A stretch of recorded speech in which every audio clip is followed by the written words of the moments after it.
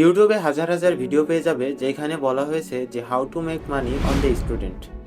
তো ছাত্রদের জন্য কিভাবে টাকা ইনকাম করা যায় এই রিলেটেড ভিডিও ইউটিউবে অনেক পেয়ে যাবে, কিন্তু সেই ভিডিওগুলো দেখে আজ পর্যন্ত আমার মনে হয় যে 50% বা তার বেশি স্টুডেন্ট এখনো কাজে লাগাতে পারেনি বা তার জীবনে কোনো ইনকাম আনতে পারেনি।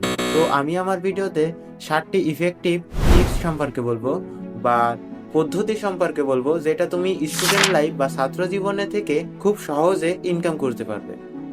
তো প্রথমেই আমি একটা জিনিস ক্লিয়ার করে দিই যে কোনো কিছু ছাড়াই কিন্তু ঘরে বসে ইনকাম করা যায় না।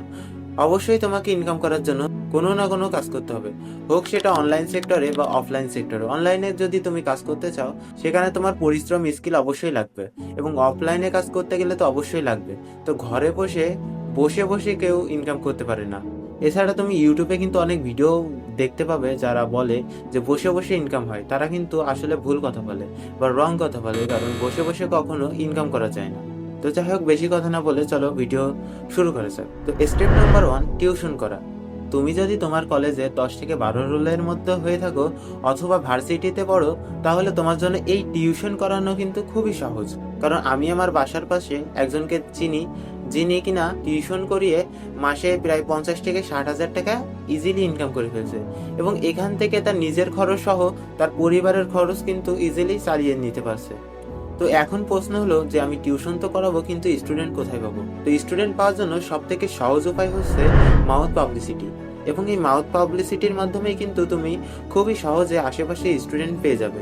এটা যদি তুমি তোমার বন্ধু বান্ধব বা ফ্যামিলির মাধ্যমে প্রচার করতে পারো যে তুমি অনেক ভালো পড়াও, তাহলে তোমার কাছে এমনিতে স্টুডেন্ট চলে আসবে। তাছাড়া তুমি যদি ম্যাথ, কেমিস্ট্রি, হায়ার ম্যাথ এরকম যে সাবজেক্টগুলো আছে সেগুলোতে যদি বিশেষ দক্ষতা থাকে তোমার, তাহলে তোমার বাসার আশেপাশে বা তোমার এরিয়ার মধ্যে যে বাচ্চারা রয়েছে তারা তোমার কাছে অবশ্যই পড়তে যাবে, এবং তুমি তাদের পড়ানোর মাধ্যমেও পাবলিসিটি করতে পারো।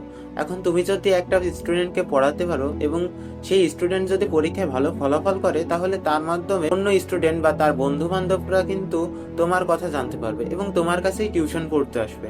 তো পরবর্তীতে আস্তে আস্তে কিন্তু তোমার স্টুডেন্ট লাইফেই কিন্তু তোমার একটা ভালো আর্নিং সোর্স তৈরি হচ্ছে, এবং এই পড়ানোর মাধ্যমে কিন্তু তোমারও স্কিল আস্তে আস্তে বিল্ড হচ্ছে। তবে এখানে টিউশনে যে তোমাকে বিভিন্ন সাবজেক্ট পড়াতে হবে, যেমন ফিজিক্স, কেমিস্ট্রি, এমনটাও না। তুমি যদি তোমার বাইরের কোনো স্কিল থাকে তাহলে সেগুলোর মাধ্যমেও আর্নিংটা করতে পারো। যেমন অনেকের স্কিল থাকে যে মিউজিক করা, গিটার বাজানো বা বিভিন্ন ধরনের ফ্রিল্যান্সিং শেখানো।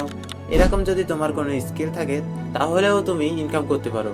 এমনকি তোমার এলাকার আশেপাশে দেখবে যে অনেকেই পিয়ানো বাজানো শিখতে চায়। তো পিয়ানো বাজানোর জন্য কিন্তু তেমন কোনো টিচার পাওয়া যায় না। তোমার মধ্যে যদি পিয়ানো বাজানোর কোনো স্কিল থাকে সেটা যদি তুমি শেখাতে পারো, তাহলে অবশ্যই তুমি সেখান থেকেও আর্নিং করতে পারো।